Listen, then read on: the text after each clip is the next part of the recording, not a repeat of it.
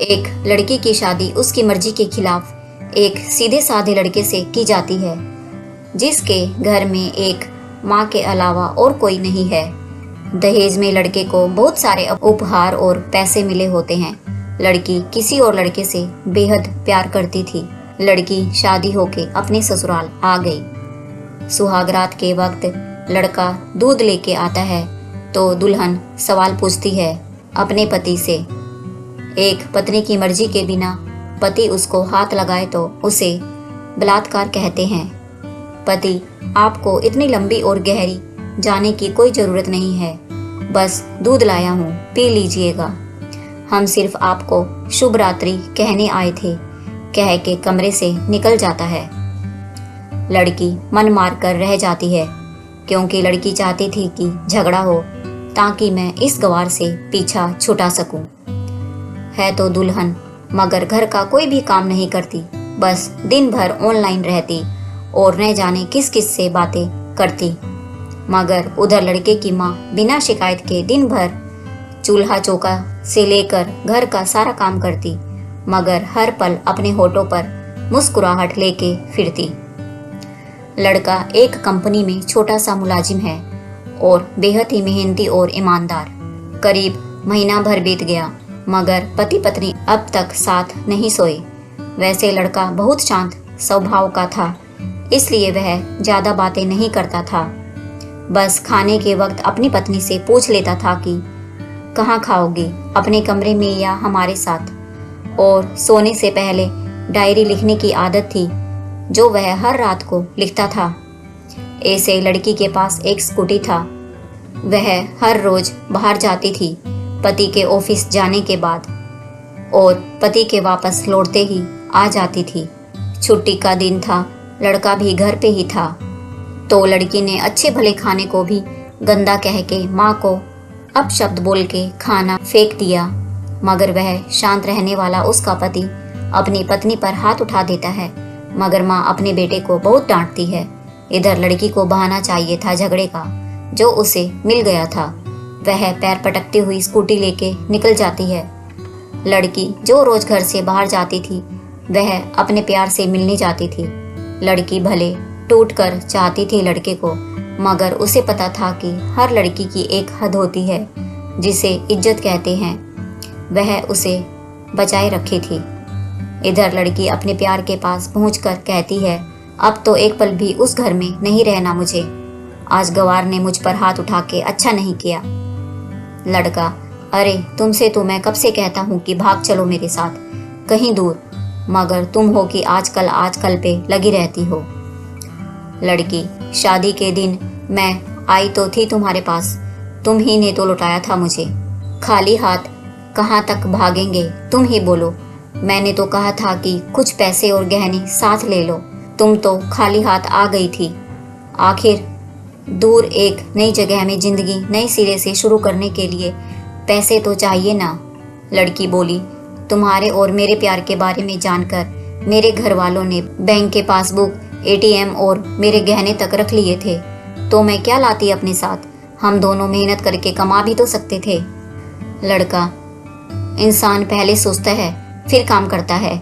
खाली हाथ भागते तो इश्क का भूत 2 दिन में उतर जाता, समझी।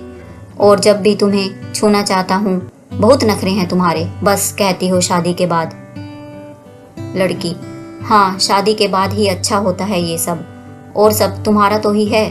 मैं आज भी एक कुंवारी लड़की हूँ, शादी करके भी आज तक उस गवार के साथ सो न सकी, क्योंकि तुम्हें ही अपना पति मान चुकी हूँ। बस तुम्हारे नाम का ही सिंदूर लगाना बाकी है, बस वह लगा दो। सब कुछ तुम अपनी मर्जी से करना। लड़का, ठीक है, मैं तैयार हूँ, मगर इस बार कुछ पैसे जरूर साथ लेके आना। मत सोचना हम दौलत से प्यार करते हैं, हम सिर्फ तुमसे प्यार करते हैं। बस कुछ छोटी मोटी बिजनेस के लिए पैसे चाहिए। लड़की, उस गवार के पास कहाँ होगा इतना पैसा। मेरे बाप से 3 लाख रुपया, ऊपर से मारुति कार ली है। बस कुछ गहने हैं, वह लेके आऊंगी आज। लड़का लड़की को होटल का पता देकर चला जाता है। लड़की घर आके फिर से लड़ाई करती है, मगर अफसोस वह अकेली चिल्लाती रहती है। उससे लड़ने वाला कोई नहीं था। रात 8 बजे लड़के का मैसेज आता है। कब आ रही हो? लड़की जवाब देती है, सब्र करो, कोई सोया नहीं है। मैं 12 बजे से पहले पहुंच जाऊंगी, क्योंकि यहाँ तुम्हारे बिना मेरी सांसें घुटती हैं। ओके, जल्दी आना, मैं होटल के बाहर खड़ा रहूंगा। लड़की अपने पति को बोल देती है कि मुझे खाना नहीं चाहिए, मैंने बाहर खा लिया है, इसलिए मुझे कोई परेशान न करे। इतना कह के दरवाज़ा बंद करके अंदर आती है कि पति बोलता है कि वह अलमारी से मेरी डायरी दे दो, फिर बंद करना दरवाज़ा, हम परेशान नहीं करेंगे। लड़की दरवाज़ा खोले बिना कहती है कि चाबियाँ दो अलमारी की, तुम्हारे बिस्तर के पैरों तले हैं चाबी। मगर लड़की दरवाज़ा नहीं खोलती, बल्कि ज़ोर ज़ोर से गाना सुनने लगती है। बाहर पति कुछ देर दरवाज़ा पीटता है, फिर हार कर लौट जाता है। लड़की ने बड़े ज़ोर से गाना बजा रखा था। फिर वह अलमारी खोल के देखती है, जो उसने पहली बार खोली थी, क्योंकि वह अपना सामान अलग अलमारी में रखती थी। अलमारी खोलते ही हैरान रह जाती है। अलमारी में उसके अपने पासबुक, एटीएम कार्ड थे, जो उसके घर वालों ने छीन के रखे थे। खोल के चेक किया तो उसमें वह पैसे भी ऐड थे जो दहेज में लड़के को मिले थे, और बहुत सारे गहने भी जो एक पेपर के साथ थे, और उसकी मिल्कियत लड़की के नाम थी। लड़की बेहद हैरान और परेशान थी। फिर उसकी नज़र डायरी में पड़ी। वह जल्दी से वह डायरी निकाल कर पढ़ने लगी। डायरी में लिखा था, तुम्हारे पापा ने एक दिन मेरी माँ की जान बचाई थी अपना खून देकर। मैं अपनी माँ से बेहद प्यार करता हूँ, इसलिए मैंने झुककर आपके पापा को प्रणाम करके कहा कि आपका ये अनमोल एहसान मैं कभी नहीं भूलूंगा।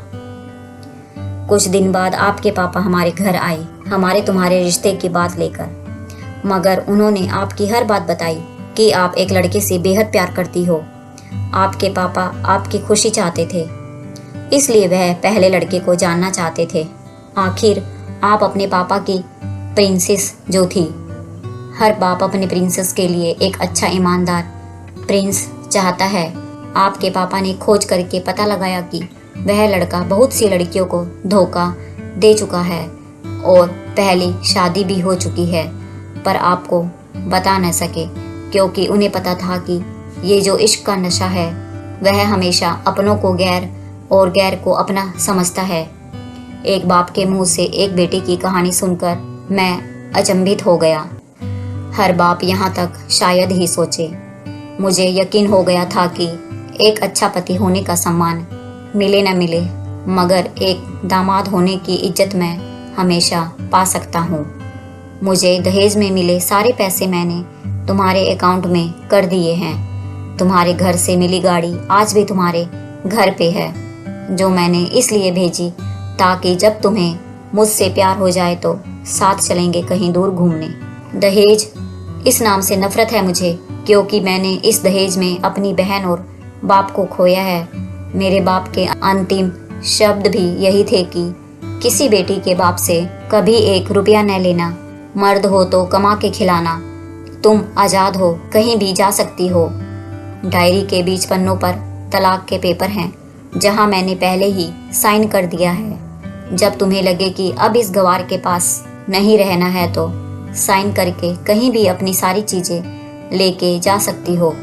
लड़की हैरान थी, परेशान थी, न चाहते हुए भी गवार के अनदेखे प्यार को महसूस करके पलकें नम हुई थी। आगे लिखा था, मैंने तुम्हें इसलिए मारा क्योंकि आपने माँ को गाली दी, और जो बेटा खुद के आगे माँ की बेइज्जती होते सहन कर जाए, फिर वह बेटा कैसा। कल आपके भी बच्चे होंगे, चाहे किसी के भी हों, तब महसूस होगी माँ की महानता और प्यार। आपको दुल्हन बना के हम सफ़र बनाने लाया हूँ, ज़बरदस्ती करने नहीं। जब प्यार हो जाए तो भरपूर वसूल कर लूँगा आपसे। आपके हर गुस्ताखी का बदला हम शिद्दत से लेंगे। हम आपसे, अगर आप मेरी हुई तो बेपनाह मोहब्बत करके, किसी और की हुई तो आपके हक में दुआएं मांग के। लड़की का फ़ोन बज रहा था। लड़की अब दुल्हन बन चुकी थी। पलकों से आंसू गिर रहे थे। सिसकते हुए मोबाइल से पहले सिम निकाल के तोड़ा, फिर सारा सामान जैसे था वैसे रख के न जाने कब सो गई, पता नहीं चला। सुबह देर से जागी, तब तक गवार ऑफिस जा चुका था। पहले नहा धोकर साड़ी पहनी, लंबी सी सिंदूर डाली अपनी मांग पे, फिर मंगलसूत्र, जबकि पहले एक टिक्की जैसी साइड पे सिंदूर लगाती थी ताकि कोई लड़का ध्यान न दे। मगर आज 10 किलोमीटर से भी दिखाई दे ऐसी लंबी और गाढ़ी सिंदूर लगाई थी दुल्हन ने। फिर किचन में जाके सासू माँ को जबरदस्ती कमरे में लेके तैयार होने को कहती है और अपने गंवार पति के लिए थोड़े नमकीन, थोड़े हलवे और चाय बना के अपनी स्कूटी में सासू माँ को जबरदस्ती बिठाकर फिर रास्ते में सासू माँ को पति के ऑफिस का पता पूछकर ऑफिस पहुंच जाती है। पति हैरान रह जाता है पत्नी को इस हालत में देखकर। पति, सब ठीक तो है ना माँ? मगर माँ बोलती, इससे पहले पत्नी गले लगाकर कहती है कि अब सब ठीक है। ऑफिस के लोग सब खड़े हो जाते हैं तो दुल्हन कहती है कि मैं इनकी धर्म पत्नी हूँ, बनवास गई हुई थी, सुबह लौटी हूँ। अब 1 महीने तक मेरे पति देव ऑफिस में दिखाई नहीं देंगे क्योंकि हम लंबी छुट्टी में जा रहे हैं। सभी लोग तालियां बजाते हैं और दुल्हन फिर से लिपट जाती है अपने गंवार से, जहाँ से वह दोबारा कभी भी नहीं छूटना चाहती। दोस्तों, बड़े कड़े फैसले होते हैं कभी कभी हमारे अपनों के, मगर हम समझ नहीं पाते हमारे अपने हमारी फिक्र खुद से ज्यादा क्यों करते हैं। माँ बाप के फैसलों का सम्मान करें क्योंकि ये 2 ऐसे शख्स हैं जो आपको हमेशा दुनियादारी से ज्यादा प्यार करते हैं। दोस्तों, उम्मीद है आपको ये कहानी पसंद आई होगी। पसंद आई है तो इसे लाइक करें, शेयर करें और चैनल में नए हैं तो इसे सब्सक्राइब करना ना भूलें। जल्दी मिलते हैं एक और अच्छी सी कहानी के साथ। तब तक के लिए स्वस्थ रहें, मस्त रहें। धन्यवाद।